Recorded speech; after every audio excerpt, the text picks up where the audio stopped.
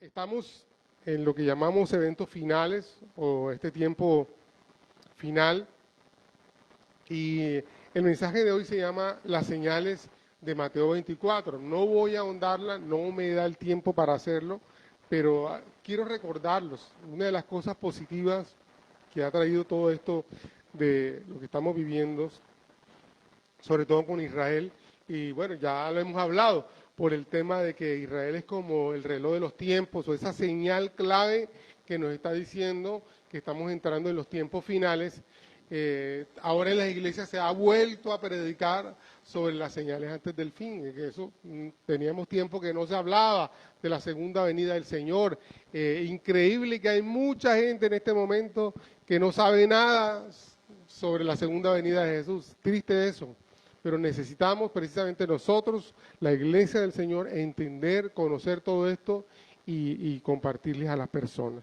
Ahora, es importante entender, bueno, el fundamento y todo esto. Vamos a Mateo capítulo 24. También le voy a pedir que esté orando por mí. No me he sentido tampoco muy bien con esto de la virosis y estas cosas.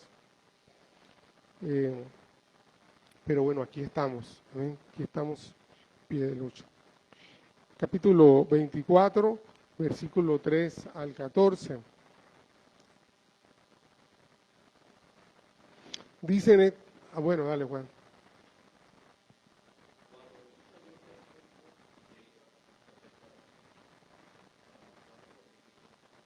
Desde el versículo 3, versículo 3.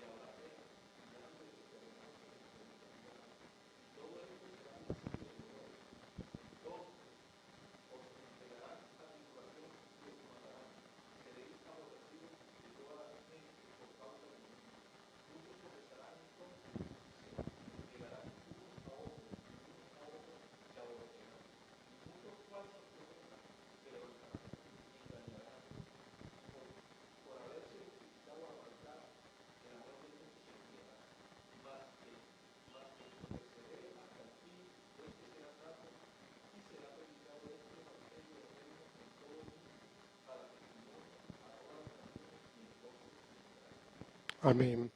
Bueno, el contexto de Mateo 24, como me gusta hacerlo, usted sabe, el Evangelio de Mateo está escrito eh, especialmente para revelar que Jesús es el Mesías.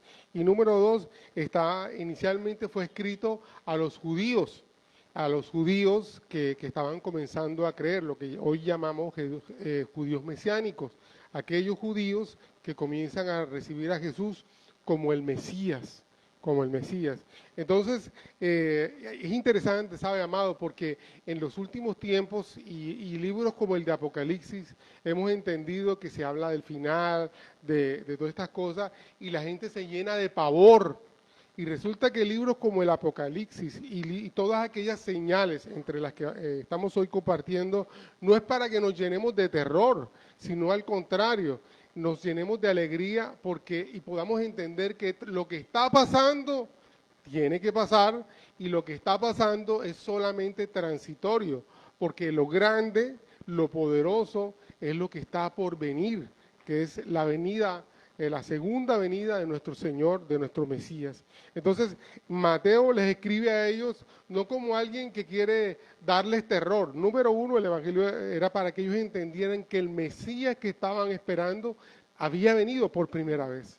Y ya en esta parte final, que quiere mostrarles que el Mesías volverá y cuáles serían las señales para entender que la venida del Mesías estaba cercana. Entonces, él por eso comienza a relatar todo esto del capítulo 24, lo que son las señales. Ahora, también era esperanzador porque los judíos estaban viviendo tiempos de opresión frente a los romanos.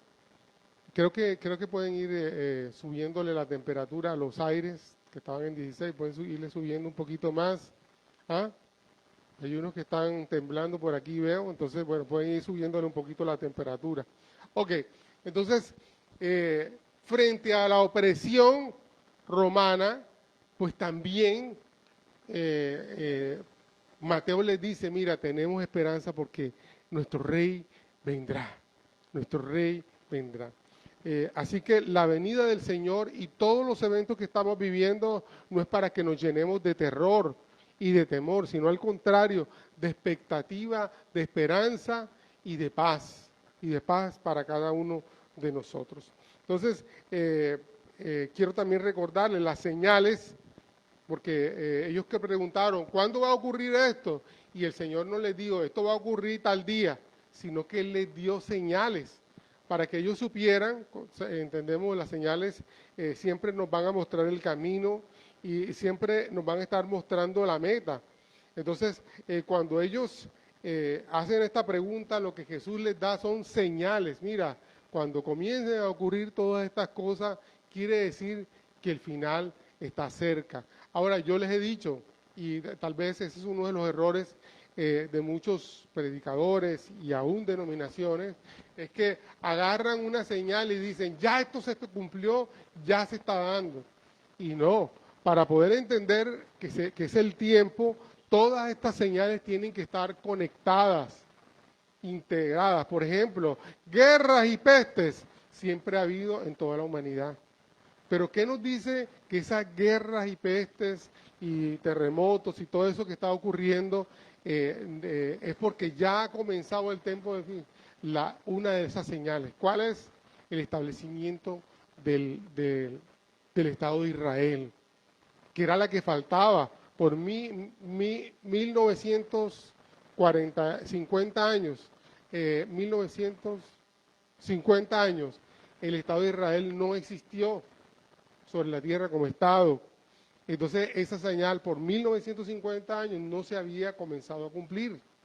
Pero apenas comienza 1948 y se reconoce el Estado de Israel por la ONU y comienza a crecer y todo lo que conocemos de Israel, entonces comienzan a ser importantes las demás señales, como las que hoy vamos a estar viendo y que son importantes. Ahora, este cuadro lo encontré en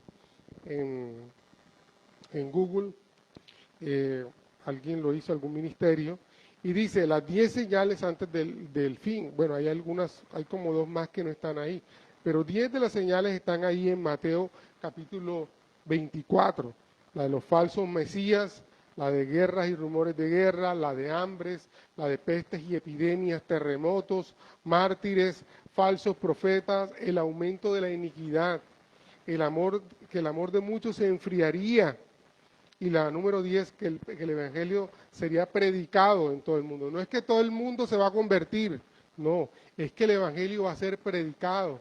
Y tal vez uno de los momentos donde vemos mayormente el cumplimiento de esto es ahora, con el auge del Internet, con la facilidad del TikTok, del YouTube, del Facebook, de todas estas cosas. Usted, por ejemplo, yo no sé si a usted le pasa, pero también por el algoritmo, pero cuando usted abre uno de esos, enseguida comienzan a mandarle mensajes que tienen que ver con el Evangelio, ¿cierto? Entonces, en este momento el Evangelio está siendo predicado mayormente que en otros tiempos. Este es el tiempo en el que podemos escuchar enseñanzas de todo tipo, y eso es una ventaja, pero una desventaja también, porque así usted, por ejemplo, a mí me da hasta rabia o vergüenza que, por ejemplo, usted abre un mensaje de su presencia, del ministerio que está en Bogotá, pero antes entra una pauta publicitaria, y la pauta publicitaria de los mormones. Entonces uno dice, uy, ¿esto qué es? También me pasó en estos días que el ministerio de nosotros de Comunidad de Fe en Bogotá está lanzando unas canciones que acaban de grabar. Y antes de que entre Andrea o Natalia, que son las que lideran la alabanza allá en Bogotá, antes que ellas entren, entra un mensaje de Karol G. Entonces uno dice, oye, ¿esto qué es? Pero precisamente hay un bombardeo de información y de desinformación tratando de contrarrestar lo que es el avance del reino de Dios. Y todo eso nos muestra que son tiempos en que la palabra de Dios se está cumpliendo. Como estaba diciendo, las señales es para mostrarnos el camino, para revelarnos por dónde vamos y cómo están las cosas. Entonces podemos leer las señales, mirarlas y con el discernimiento del Espíritu Santo podemos tener dirección de Dios. Este cuadro a mí siempre me ayuda. Yo antes de hacer una interpretación sobre todos estos temas, para mí es clave este cuadro. Claro, podríamos, eso lo damos en el Instituto Bíblico, el tema de la segunda venida de Cristo. A este cuadro me ubica la primera venida, que fue, usted sabe, a principios o sea, como en el año 5, el año 3, por ahí, la venida del Señor. Ahí comenzó esa era. Algunos dicen que realmente comienza cuando Jesús está en la cruz del Calvario, y ahí comienza todo la nueva etapa esta de la iglesia, que se le llama, técnicamente se le llama la dispensación de la gracia. La palabra dispensación de la gracia no aparece en la Biblia, pero es como los teólogos interpretan esta etapa histórica de la Biblia o de la vida espiritual de nosotros. Entonces, esa etapa comenzó en la cruz del Calvario, cuando Jesús vino por primera vez. El Dios eterno se hizo carne, habitó en medio de nosotros y en la forma de Jesús subió a la cruz. Ahí comienza la dispensación de la gracia. Y esa dispensación de la gracia, ¿cuándo se acaba? Con un evento que también hay una discusión, lo que hemos llamado el rapto de la iglesia, porque en la dispensación de la gracia, o donde dice esta es la etapa también que se le llama la dispensación de la iglesia. Y en esta etapa la iglesia está tomando forma, está siendo limpia, formada, que es la etapa en que nosotros nos encontramos. Todavía estamos en la dispensación de la gracia o en la etapa de la iglesia, pero va a llegar un momento en que la iglesia no va a estar sobre la tierra. Ahí es donde hay una discusión, porque dicen que la iglesia va a ser raptada y ser llevada a los cielos, mientras aquí en la tierra va a haber lo que se llama la gran tribulación. Si usted ve ahí en el capítulo 4, habla de un periodo como nunca antes ha existido sobre la tierra, sobre la tristeza, la persecución de maldad sobre la tierra, como nunca lo ha existido. Usted dice, bueno, esto está feo, está maluco. Mi hermano, eso será elevado a la N potencia de la maldad que habrá sobre la tierra.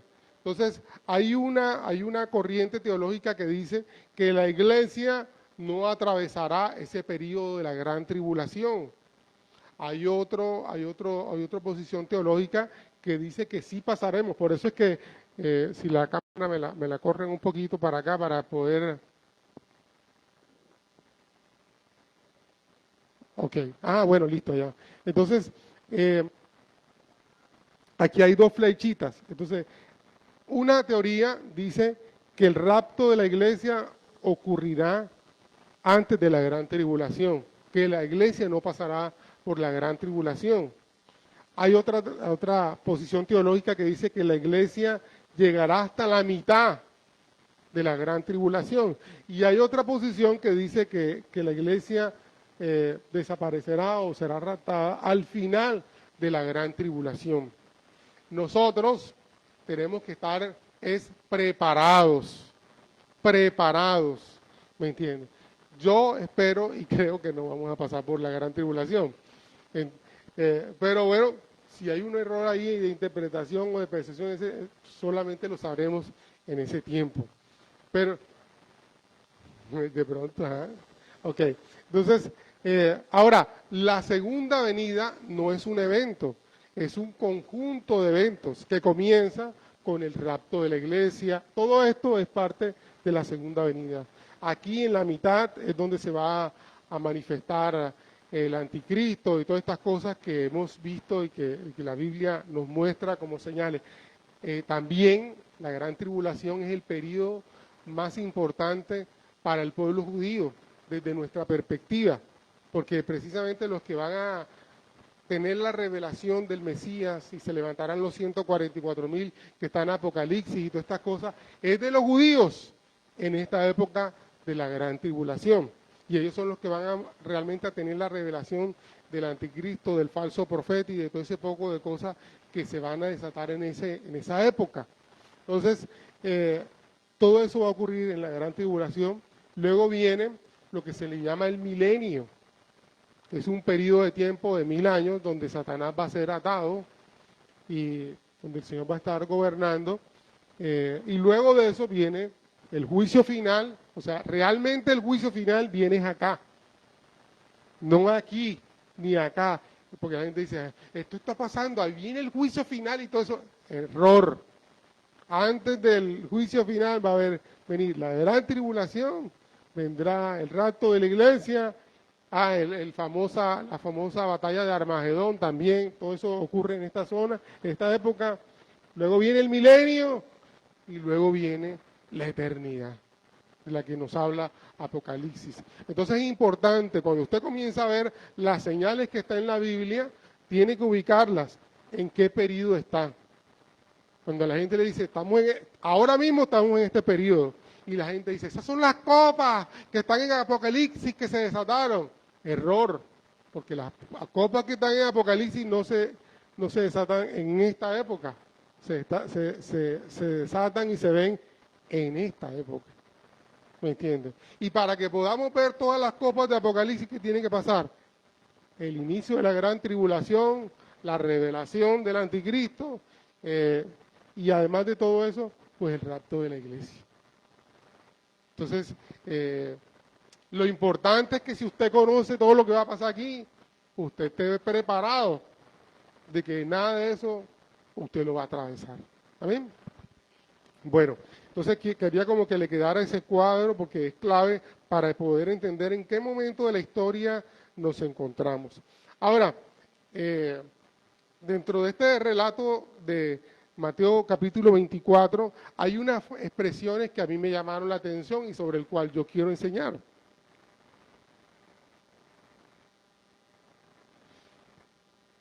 Es una expresión. Ahora, quiero decirle, el capítulo 24 que narra Mateo, está hablando Jesús. ¿Entiendes? No está hablando cualquiera, ni siquiera los apóstoles. No, que hay gente que dice, no, que los apóstoles se pudieron equivocar. Se pudieron haber equivocado. Pero aquí el que está hablando es Jesús. Jesús. Y por eso la trascendencia y lo importante. Y la primera advertencia que Jesús hace es, miren que nadie los engañe. Porque precisamente en estas épocas va a venir mucho engaño. ¿Me entiende? Y el engaño, decía un predicador, es el arma más poderosa que Satanás tiene contra la iglesia y contra todo el reino de Dios. Las mentiras. De hecho, la Biblia le llama el padre de la mentira, el engañador. Quisiera que revisáramos algunos textos como Juan capítulo 8, versículo 44. Este texto usted debe conocerlo, pero quiero que usted lo lea y pueda ver la dimensión de esto. Dice Juan capítulo 8, versículo 44. Dice, pues ustedes son hijos de su padre, el diablo. O sea, Jesús les está hablando a los fariseos. y les encanta hacer las cosas malvadas que él hace. Él ha sido asesino desde el principio y siempre ha odiado la verdad, porque en él no hay verdad. Cuando miente, actúa de acuerdo con su naturaleza, porque es mentiroso y el padre de la mentira. O sea, esa es la naturaleza de Satanás, la mentira. Por eso, amado, es que no hay mentira pequeña, mentira piadosa, ni mentira buena, porque la naturaleza, el carácter, el reflejo de la mentira habla ahí del diablo. Y cuando nosotros, no, yo, hermano, yo no digo mentiras grandes, yo nada más digo mentiras piadosas. Amado, eso es mentira. Y lo que está operando ahí es el padre de la mentira. Muchas veces nosotros mentimos por no pastor, yo no le dije la verdad porque es que es para no ofenderlo. Amado, la verdad puede ser cruel. Verdad sin amor es cruel. Pero nosotros podemos decir la verdad sin crueldad, sin maldad. Pero cuando tú no quieres decir la verdad, detrás de eso lo que hay es Satanás operando. Y una forma de operar es tu temor a que yo no le voy a decir para no ofenderlo. Pero es tu temor. Y Satanás obra en el temor. Entonces nosotros tenemos que aprender a decir la verdad, también aprender a decirla con amor. Te voy a poner un ejemplo. Yo recuerdo hace años, una amiga de mi mamá, la hija no era muy agraciada, por decirlo de una manera. Y ella me preguntó, mira, ¿cierto? Ay, mira mi hija, hay muchos que la ven fea. ¿Cierto que ella no es fea? Y yo no sabía qué decirla. Lógicamente yo no era cristiano, ¿me entiendes? Y yo lo que le dije fue, mira, en aquella época tenía como 17 años, mira, ella tiene un varón que la valorará y la amará como es. No te preocupes. Y yo digo, bueno, gloria a Dios, me zafé de eso. Pero a mis ojos tampoco, ella no tampoco era agraciada. ¿Me entiendes? Y lo mismo puede pasar cuando tú te encuentras con alguien que no está dentro de tu estándar de lo que está bien. Te voy a poner un ejemplo. De pronto la comida, ¿me entiendes? Oye, cuando yo estuve en República Dominicana, el dominicano es una persona generosa, ¿me entiendes? A veces nosotros somos muy... Si yo no tengo para ofrecer gran manjar, yo no quiero ofrecer nada. Pero el dominicano, menos el que yo conocí, si tiene arroz con patica de pollo para compartir, eso va a compartir contigo.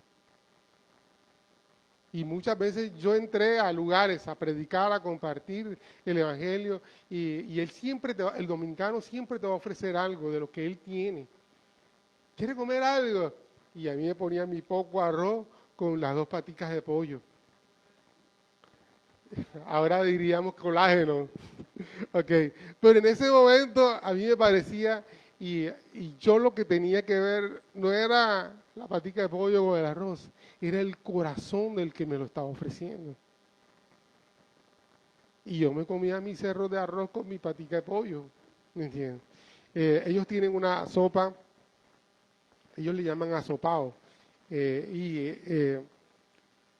lo único que a mí no me gustaba mucho era por el tema de los condimentos, porque usan bastante condimento. Y entonces el condimento me pateaba. Pero mi esposa sabe que cuando yo me como algo rápido, es porque no me gustó. Pero eso lo sabe ella, ¿me entienden? Y ay, ustedes ahora.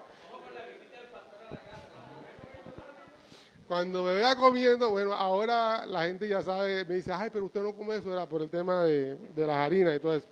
Pero cuando no, si usted me ve que me como algo rápido es porque me cuesta trabajo, vamos a decirlo. Bueno, entonces ellos, mi asopado y entonces yo, rápido, ay, le gustó, ¿quiere más? Y yo, no, ya está bien, ya estoy lleno, pero otro poquito. Me costaba trabajo, pero entonces, bueno, el tema es que necesitamos aprender a compartir y a aprender a hablar, aún las cosas que no nos gustan, porque si no vamos a estar en terreno de la mentira, de la mentira. Pidámosle al Señor sabiduría para saber decir las cosas. Pidámosle al Señor.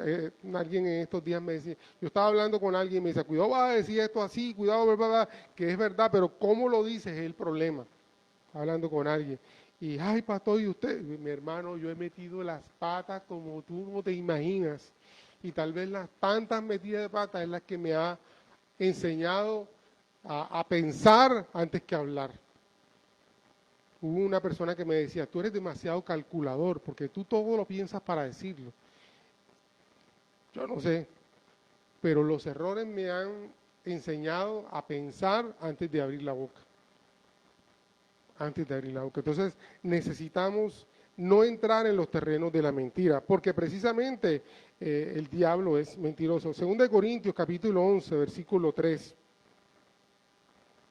Y si alguien me ayuda con el otro texto, porque el otro texto es muy importante. Es 2 Tesalonicenses. 2 Corintios 11, versículo 3 dice, pero temo que de alguna manera su pura y completa devoción a Cristo se corrompa, tal como Eva fue engañada por la astucia de la serpiente. Entonces, fíjense, tenemos que estar alerta. Imagínense, Eva, allí con Jesús, perdón, con Jesús no, con Dios, en el huerto del Edén, todo perfecto, sin problema, y fue engañada. Ahora, que no seamos engañados nosotros. Entonces necesitamos tener los ojos abiertos, estar atentos, porque el engañador, el mentiroso es Satanás. 2 Tesalonicenses, si lo tienes por ahí.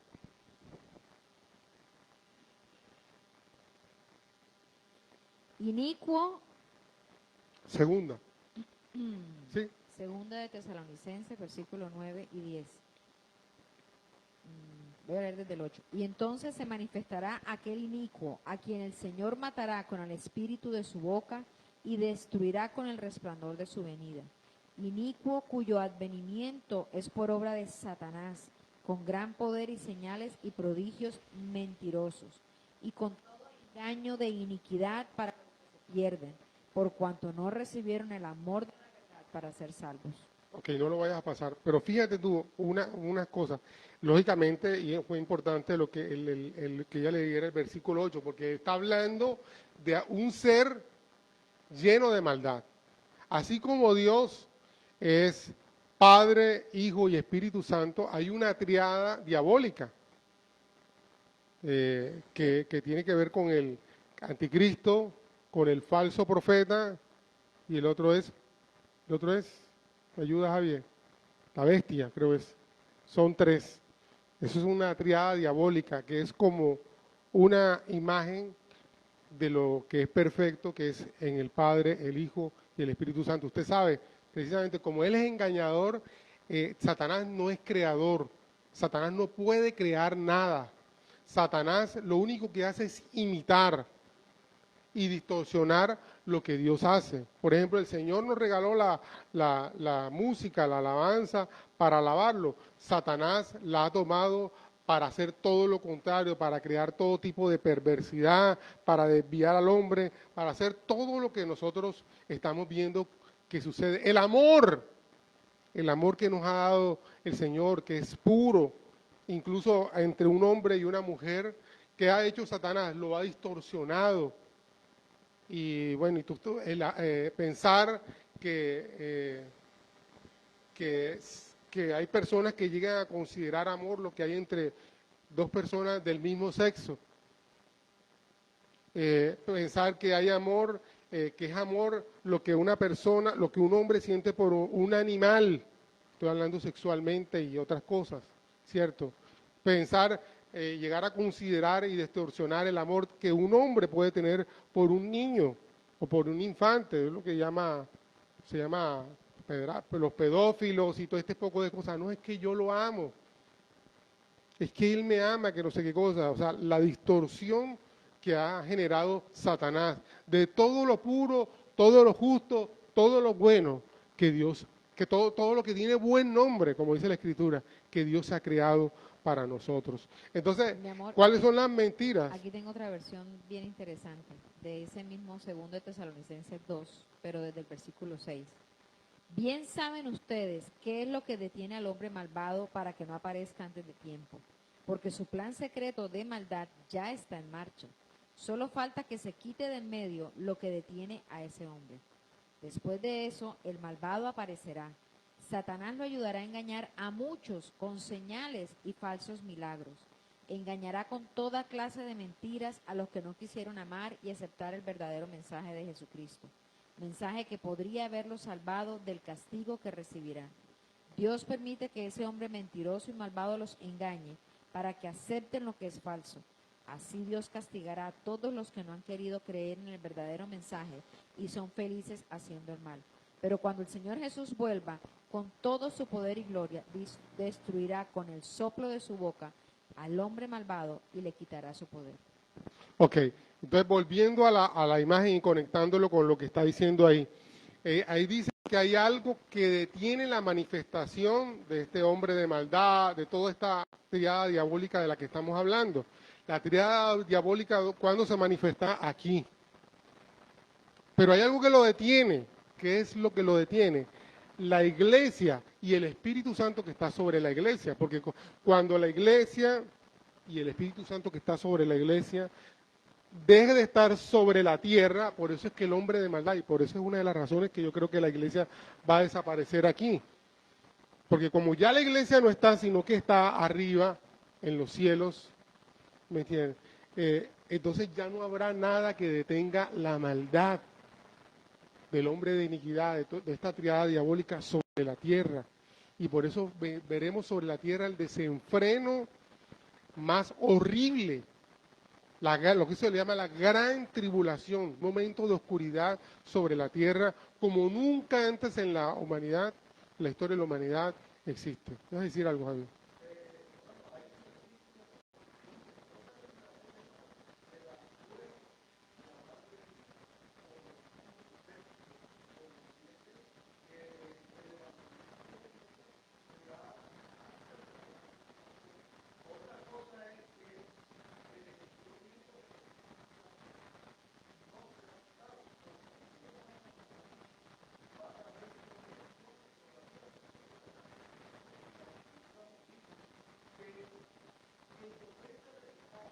Ujú.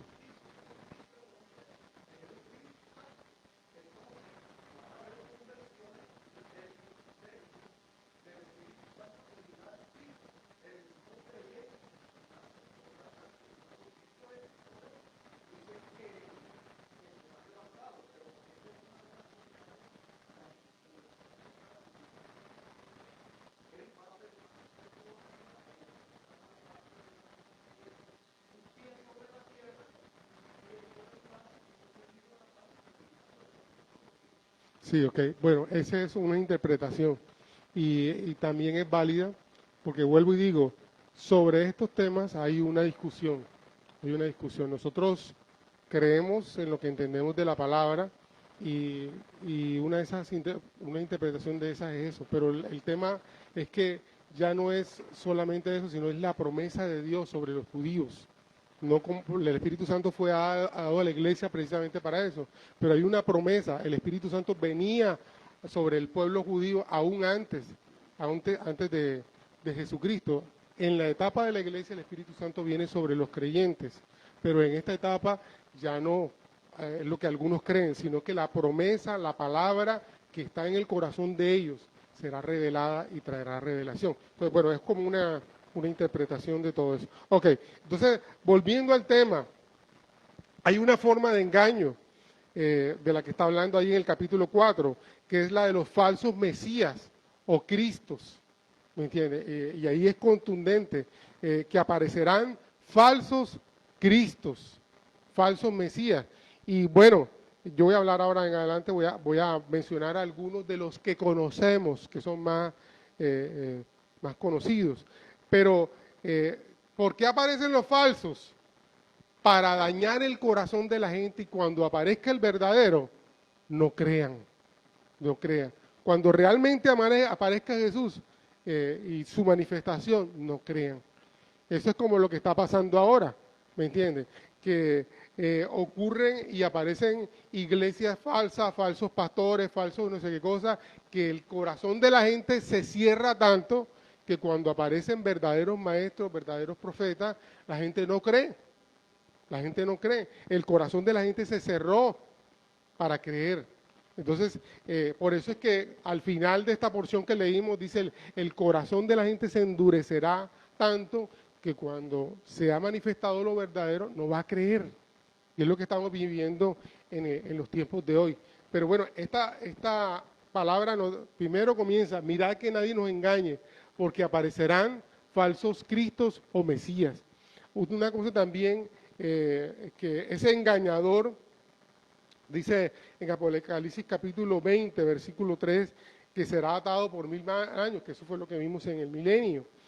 Pero mientras, ¿qué tenemos que hacer nosotros? Dice que estemos atentos, que nos pongamos la armadura y que estemos atentos a las estrategias del diablo que nos quieren engañar. Hay muchas formas de ser engañados. Bueno, ahorita más adelante voy a hablar de eso. Pero, por ejemplo, han aparecido falsos profetas y maestros. Por ejemplo, Ellen G. White, ¿me entiendes? Fue una mujer cristiana, porque todas esas falsos profetas, ¿dónde están los profetas? Dentro de la iglesia. Entonces, dentro de la iglesia han surgido falsos profetas, de los que está hablando la Biblia, que han traído enseñanzas y revelaciones falsas. Entonces esta mujer, Elena G. White, hay muchas cosas que ellos han tenido de revelación. Ella creó lo que se conoce hoy como los adventistas del séptimo día. A partir de una revelación de ella dividió la iglesia por esa revelación y ahí comenzaron los adventistas del séptimo día. También ellos salen de la iglesia bautista. La iglesia bautista está muy caracterizada porque ellos son muy estudiosos de la Biblia. Entonces, esta mujer estudiosa de todas estas cosas, pero vino una revelación a ella, de una profecía, una cuestión que ella recibió, y ahí arranca lo que se llama la iglesia adventista, una visión. Okay. Está también el caso de este señor, se me olvida el nombre, el que comenzó los testigos de Jehová. Exacto, Russell. Él también, él era el pastor Russell, era uno de los que estaba en la iglesia bautista. Este sí no tuvo una revelación, sino que él comenzó a hacer preguntas, ¿por qué esto, por qué aquello? Y comenzó a hacer un análisis y terminó hablando de que y ahí sí estaba profetizando cuando comenzó a decir que este sistema de cosas se acababa en 1914 y comenzó a desarrollar toda una teología a partir del fin del mundo en principios de los años 50. Cuando tú te atreves a señalar algo y no se cumple, la Biblia dice que tú eres un falso profeta. Por eso hay que tener cuidado con las cosas que decimos. Entonces, este hombre hizo que esa falsa profecía generara todo lo que conocemos hoy como los testigos de Jehová. También está, por ejemplo, este hombre Sun Myung Moon, que lo está ahí de último. También está Anton LaVey, que es el fundador de la iglesia satánica de los años 60 y pico para acá. Comenzó a desarrollar su teoría sobre la adoración a Satanás y cómo él era hermano de Jesús y todas estas cosas. Se me olvidaba. Otro falso profeta, Joseph Smith, él también tuvo, supuestamente, en la historia de ellos dice que él era un cristiano y tenía muchos problemas y se fue al monte y dijo, Señor, Santiago dice que el que necesite sabiduría, que la pide de alto, envía la sabiduría. Y se le apareció el ángel Moroní. Y el ángel Moroní le dio las tablas Moroní esas que fueron el libro del Mormón. Y ahí comenzó todo lo que se conoce como el mormonismo y todas estas cosas, falsos profetas o falsas revelaciones. Hay muchas otras, Frank Sherman Land también, muchos de ellos nacieron de la iglesia cristiana. Por eso es que dice la Escritura que de nuestro interior se levantarían falsos maestros, profetas. También hay maestros enseñan doctrinas equivocadas. En nuestro tiempo tenemos, por ejemplo, la doctrina de la superfe. Hay que creer, que hay que declarar, que decláralo, créelo, no sé qué, porque así será, no sé qué. Y han cogido un versículo, que la palabra tiene poder. Entonces se agarraron de esa palabra, que lo dicen hasta los mundanos ahora, y no, decrétalo, no sé qué, no sé qué. Super fe, declarando cosas y toda una doctrina que partieron de maestros con problemas en su doctrina. También lo que se llama la teología de la liberación. Agarraron todo lo que Jesús habló del nuevo reino y todas estas cosas para enseñar de que los pueblos tenían que luchar por su liberación. Y ahí fue donde comenzaron las guerrillas, sobre todo en Latinoamérica, con el cura Hoyos, con el cura Camilo Torres, el cura Hoyos de Barranquilla, Camilo Torres y todo este poco de sacerdotes que tomaron las armas, porque ellos agarraron esa teología de liberación. Comenzó en el Brasil. Es interesante porque si comienza en el Brasil debería haber guerrilla, y hasta donde yo tengo entendido, en Brasil no hay guerrilla, pero esa teología la tomaron otros países, Bolivia, Venezuela y Colombia, lógicamente. Entonces, la teología partieron de falsos maestros. Y una que está muy metida en nosotros, la teología de la prosperidad, que según esta teología todo tiene que ver es con el dinero, ¿me entiendes? Enfocan más el tema en lo material que en la vida espiritual. Exacto, los salvos siempre salvo, que bueno, eso lo tengo acá atrás. Bueno, no lo tengo, bueno, aquí, ahí en la esquina está creciendo en gracia, que después, que fueron los que ellos adoptaron esa teología de salvo siempre salvo. O sea, usted ha sido escogido para ser salvo y usted puede hacer lo que usted le da la gana. Yo conocí a alguien que salió de la iglesia cristiana y cogió esa doctrina. Y él era músico. Y él estaba en su iglesia, o sea, en los cultos de ellos, y llegaba amanecido, borracho, y después cuando se bajaba prendía el cigarrillo. Él tocaba un instrumento, el piano, y se bajaba de ahí, agarraba sus cigarrillos, se iba afuera a fumar ese cigarrillo mientras el pastor predicaba. Y no le daba nada, que yo haga lo que haga, yo soy salvo.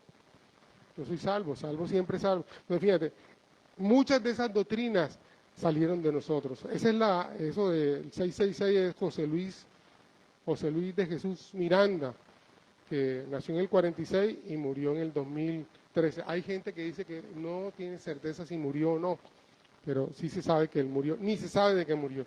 Y supuestamente, como él era Jesucristo hombre, no debía morir y resucitar, y murió, y lo enterraron y no se sabe de qué pasó con él. Entonces él creó toda esa doctrina y toda esa iglesia falsa, falsos cristos. Está Sergei Torov, él todavía está vivo, es un ex policía ruso que él tuvo la visión de que era la reencarnación o el renacimiento de Jesús, y él fundó su iglesia. Eso está funcionando por allá en Rusia. Creó la iglesia que se llama la Iglesia del Último Testamento. Entonces, bueno, está funcionando por allá. Antes han habido otros que se han metido, por ejemplo, el famoso Jim Jones, que fue famoso en los años 70, 80, David Schreiber, que fue un agente del servicio MI5, que es el servicio secreto inglés, y él montó toda una doctrina ahí, pero fue que se comió se lo fumó unos hongos de esos alucinógenos y comenzó a ver cosas, y entonces comenzó a hablar lo que había visto y gente. O sea, no es solamente el tema de una persona que se levanta con esto, sino los seguidores que pueden ser engañados. Esta gente, porque nosotros espiritualmente diríamos, esta gente son tomados por ese espíritu que está hablando ahí en Tesalonicenses. Los toma y los hace incluso a veces hacer milagros. Y por eso la Biblia nos dice que nosotros tenemos que seguir no los milagros, sino el carácter, los frutos. Por el fruto conoceréis el árbol, no por los milagros.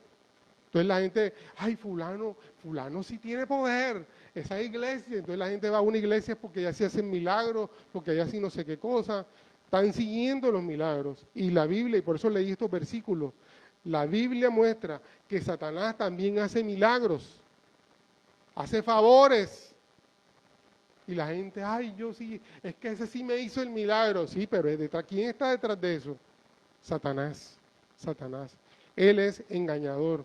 Entonces, yo no sé, y el famoso mover ese que hubo en una época, ya no tanto, pero si la gente veía un mojado en la pared, ¡ay, la Virgen, la Virgen, la Virgen! Y eso la gente haciendo romería, mirando la pared, porque ahí nos mandó un mensaje, desviando del lugar donde nosotros tenemos que tener nuestra adoración y nuestro enfoque. Y nuestro enfoque y nuestra adoración es en Cristo Jesús, no en la pared, no en el mojado, no en el ñame, no en la yuca, no donde se apareció, en el palo aquel que... No, nuestro enfoque, porque aparecerán engañadores, cosas que engañan a la gente. Ahí, bueno, ahí les tengo otro, Ramiro Ortega, que fue el que le disparó a la Casa Blanca diciendo que él era el nuevo Jesucristo y que le habían ordenado matar a Barack Obama. Entonces, bueno, esos son como los actuales o los...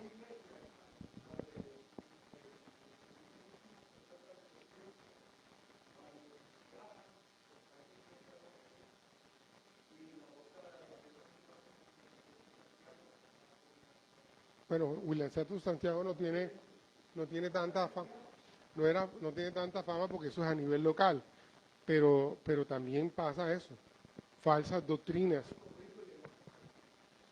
Sí, pero no lo registra el Google porque no es tan internacional como los otros. Por ejemplo, el de Creciendo en Gracia está en 25 naciones, imagínense, 25 naciones. O sea, suma a la gente que se ha perdido siguiendo a estas personas. Ahora, esas falsas doctrinas han creado sectas como las que estábamos hablando. Incluso esas falsas doctrinas, o sea, ¿cuál es la característica de una secta? Una secta, número uno, tiene un líder alrededor del cual gira todo. Número dos, las sectas excluyen a todo el mundo. Por eso ellos creen que lo único que son salvos son ellos. Como pasó con los testigos de Jehová, como pasa con los mormones, como pasa con muchas de las sectas.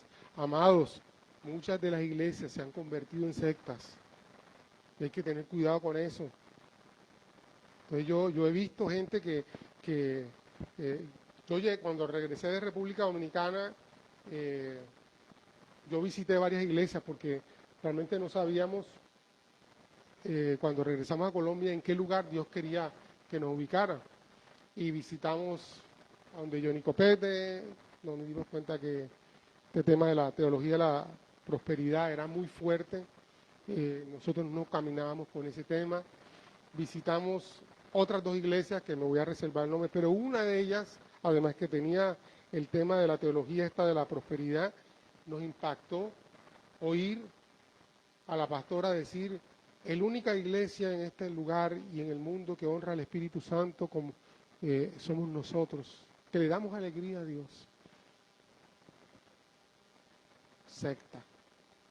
Sumado con todo lo demás, una secta.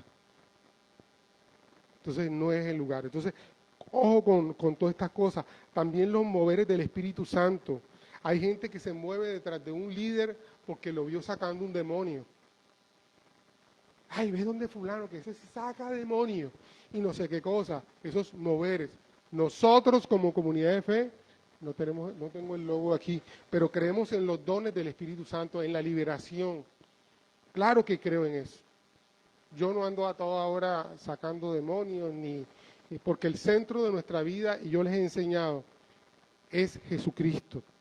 Es Jesucristo. Si en el proceso de crecimiento hay una persona que necesita liberación, Dios nos va a mostrar y va a recibir la liberación. Si necesita sanidad, sanidad. Pero no todo es demonio. Y hay un mover en cuanto a dentro de la iglesia de eso, que tiene que ver con eso, con la liberación. Y la gente corre detrás para que le saquen el demonio de pecueca, el demonio de grajo, el demonio de ruina, de todo se inventa. Ojo con eso, porque eso es característica de los moveres engañosos de los últimos tiempos. De los últimos tiempos. Y la gente, oye, ¿cómo te fue en la iglesia? Bien, me sacaron el demonio de Espinilla, en forma de Espinilla. En la radio, cuando yo estaba comenzando, había una propaganda de una iglesia, venga a este sábado poderoso, vamos a ministrar liberación, sacamos los demonios en forma de eructo, de saliva, de moco, de no sé qué cosa. Mi hermano, no me estoy burlando, realmente lo había, una propaganda de radio así. Y yo te quiero decir, Dios puede usarnos para sacar un demonio en cualquiera de esas formas.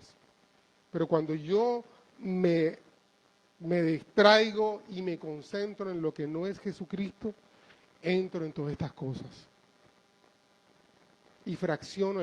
Las iglesias se han dividido precisamente por sus criterios y sus doctrinas sobre estos temas.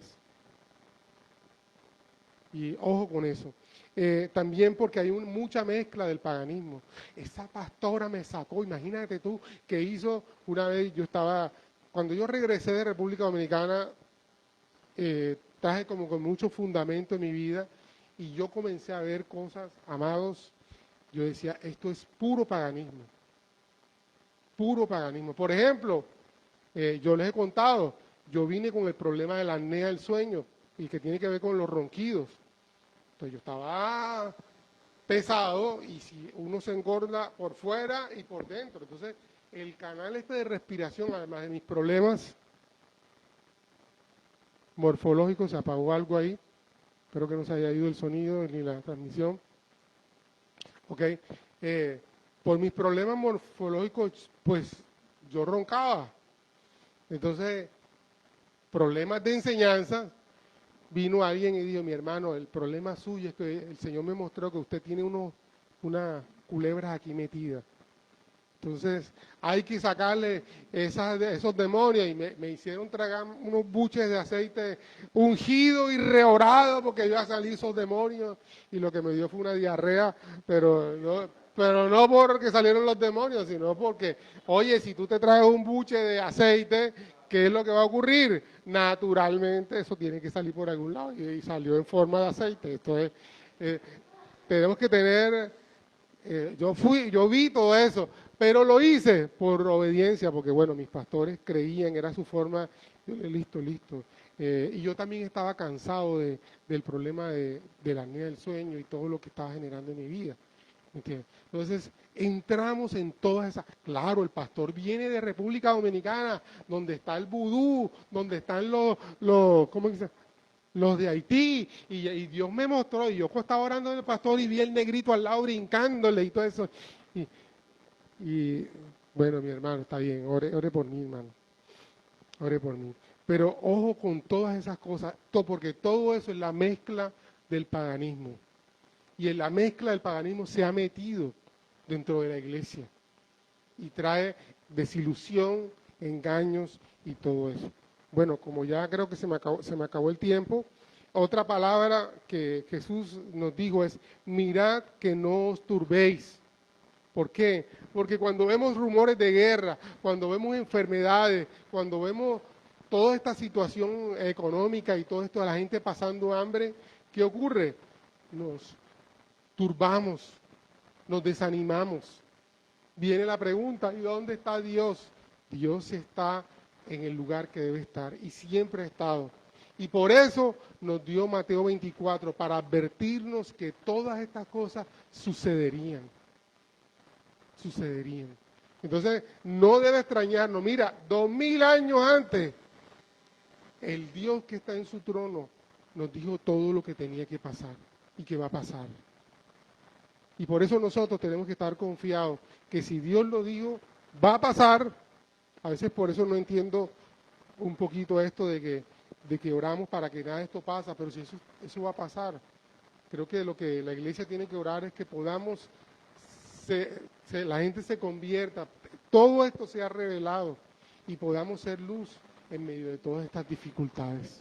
Entonces, que nada de esto nos robe la paz, ¿me entiendes? Que sepamos que todas estas cosas van a suceder. Yo te digo, a mí me dio algo, antes de hacer esta prédica, me dio algo cuando escuché en el mismo noticiero, vi al del Líbano diciendo que ya estaban listos para atacar a Israel, y por allá vi a Putin hablando, al de Corea, o sea, todo, como dice la Biblia, todos diciendo, estamos listos para atacar. Y Dios mío, y yo me turbé, pero cuando comencé a leer esto, dije, el Señor lo dijo, que esto pasaría y que no me puedo turbar. Porque además hay una expresión ahí que dice, apenas estará comenzando esto. Entonces, como dijo, esta semana estábamos en un estudio con alguien que yo respeto mucho bíblicamente, y él dijo, mira, yo no creo que el Señor va a venir ahora, en estos días, pero indudablemente las señales están comenzando a cumplirse y tenemos que estar alertas. Tenemos que estar alertas al principio del final. Amén, amén. Entonces, ahora hay una cosita que olvidé decir, y tiene que ver con Tesalonicenses.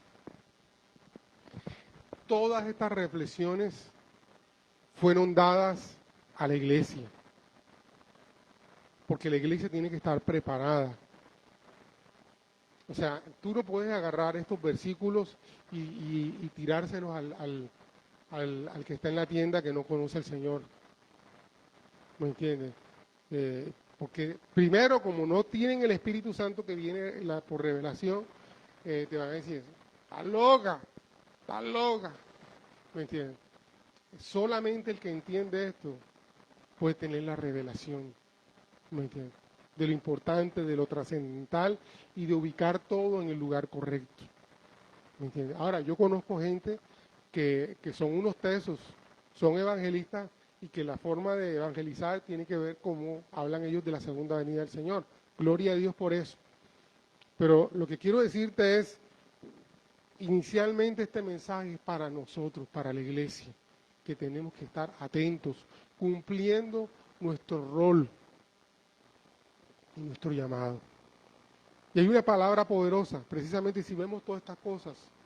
Amado, dice la Escritura, no dejemos de congregarnos cuando veamos que la venida del Señor está cerca. Y ahora a veces es cuando yo más veo que la gente no viene a la iglesia. Entonces, hacemos todo lo contrario. Dios nos está diciendo una cosa y hacemos todo lo contrario. Cuando Dios nos dice más que nos congreguemos, que nos conectemos con el cuerpo de Cristo, que cumplamos un rol, es cuando la gente más, pastor, ¿qué? Usted sabrá. Entonces seamos celosos, dirían los muchachos de ahora, seamos serios. Entonces, al contrario, la venida del Señor está cerca con mucha más razón.